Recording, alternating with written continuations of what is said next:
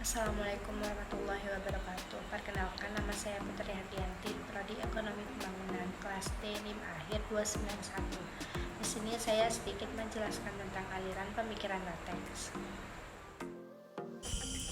Pemikiran dari aliran Latex. Pada tahun 70-an dan 80-an, kebijaksanaan ekonomi yang sesuai dengan ajaran Keynes telah gagal total dalam menghadapi masalah-masalah ekonomi. Kegagalan tersebut menimbulkan pemikiran ekonomi baru yang disebut aliran gelombang baru atau New World. Aliran ini meninjau kembali premi-premi yang digunakan kubu Keynes atau orang-orang yang mengikuti ajaran Keynes, yaitu perlu campur tangan pemerintah seperti penerapan kebijakan dan pengaruh ekspektasi terhadap pola konsumsi masyarakat. Penganut Latex tidak lain adalah kelompok klasik baru atau New Classic. John Mood merupakan pencetus pertama ide Latex, di mana pada awal 1960-an ia mengemukakan premis yang berbunyi ekspektasi tiap individu bersifat rasional bila ekspektasi tersebut identik dengan hasil prediksi model. Menurut penganut model Latex, jika masyarakat membuat kesalahan ekspektasi, maka kebijakan pemerintah dapat memberi hasil. Contohnya, pada kebijakan peningkatan jumlah uang beredar berdampak pada peningkatan output.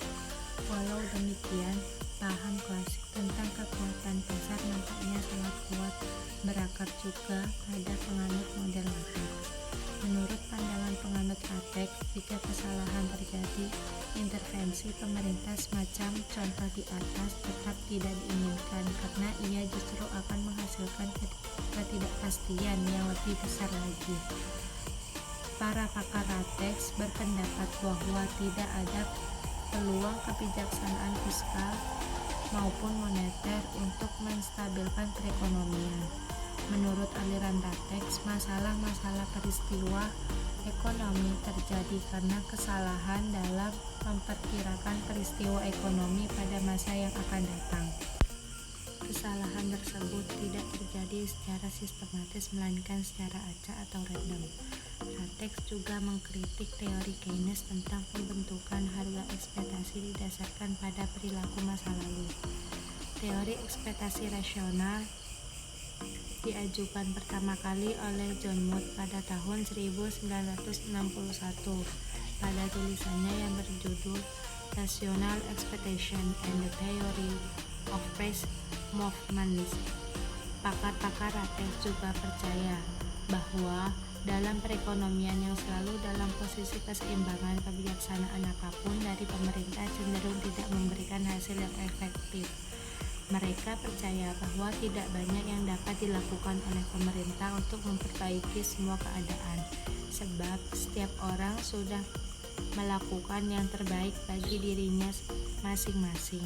Pandangan ini kemudian dijadikan sebagai preposisi yang dikenal dengan preposisi kebijaksanaan pemerintah yang tidak efektif. Karena pandangan aliran gelombang baru atau Latex ini mengingatkan orang akan kebijaksanaan klasik, aliran ini kemudian sering pula disebut aliran klasik baru atau New Classical Economics. Dalam pengembangan model-model ekonomi, pakar-pakar Latex ini menggunakan beberapa preposisi. Yang pertama, bahwa orang atau unit-unit ekonomi akan membuat perkiraan atau ekspektasi. Yang kedua, orang tidak menggunakan informasi yang ada padanya secara efisien. Yang ketiga, orang tidak membuat kesalahan-kesalahan secara sistematis dalam ekspektasi mereka dan orang akan bereaksi secara rasional terhadap kebijaksanaan yang dilakukan demi kepentingan pribadi masing-masing.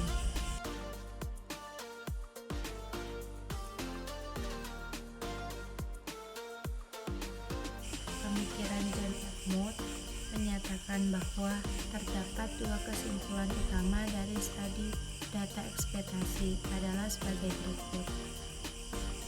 Yang pertama, rata-rata ekspektasi dalam suatu industri lebih akurat daripada model natif dan seakurat sistem persamaan yang rumit. meskipun ada perbedaan pendapat lintas bagian yang cukup besar.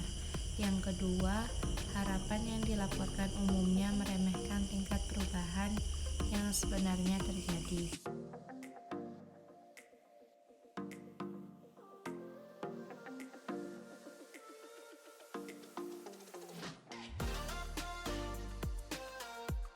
Unsur ekspektasi. Ekspektasi rasional pada mulanya diperkenalkan oleh John Moore pada tahun 1961 melalui paper klasiknya yang berjudul Rational Expectation Hypothesis. Namun demikian, keberadaan ekspektasi rasional ini semakin berkembang dengan adanya studi oleh Lucas pada tahun 1973 dan dua paper seri dari Barrow 1977A 1978B. Teori ekspektasi rasional menganggap bahwa pada umumnya masyarakat mengetahui dampak yang akan timbul sebagai akibat kebijakan-kebijakan pemerintah seperti melakukan anggaran belanja defisit dan dampaknya terhadap perekonomian. Kemampuan untuk memprediksi dampak dari tindakan pemerintah seperti itu kemungkinan pelaku-pelaku tindakan untuk melindungi diri dari dampak buruk kebijakan pemerintah tersebut di masa depan. Dalam kesempatan lain, Cash and Fair tahun 1999 mengatakan bahwa hipotesis ekspektasi rasional mengasumsikan bahwa orang mengetahui tentang model ekonomi secara benar. Sebagai contoh, model tentang inflasi. Variabel-variabel yang mempengaruhi terjadinya inflasi diketahui secara pasti oleh semua pelaku ekonomi secara simetris.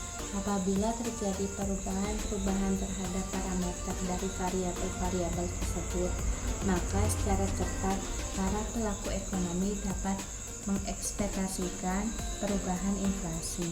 Implikasi kebijakan. Pakar-pakar Ratex pada umumnya meragukan bahwa para ahli ekonomi cukup tahu bagaimana masyarakat akan bereaksi terhadap perubahan-perubahan kebijakan yang dilakukan, sebab reaksi masyarakat akan sangat tergantung pada ekspektasi mereka. Pakar-pakar Ratex percaya bahwa teori-teori atau kebijakan-kebijakan apapun untuk menghadapi masalah-masalah ekonomi tidak pernah komplit. Untuk itu, pemerintah tidak terlalu sering mengeluarkan kebijakan yang macam-macam, sebab dampaknya akan di-counter oleh para pelaku ekonomi yang dampaknya justru bisa merugikan. Dalam kenyataan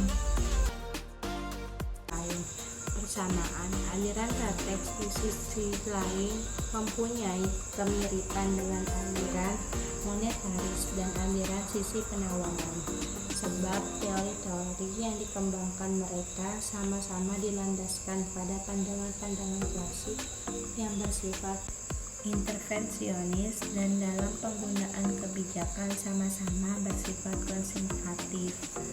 Perbedaan aliran Ratex dengan aliran lainnya.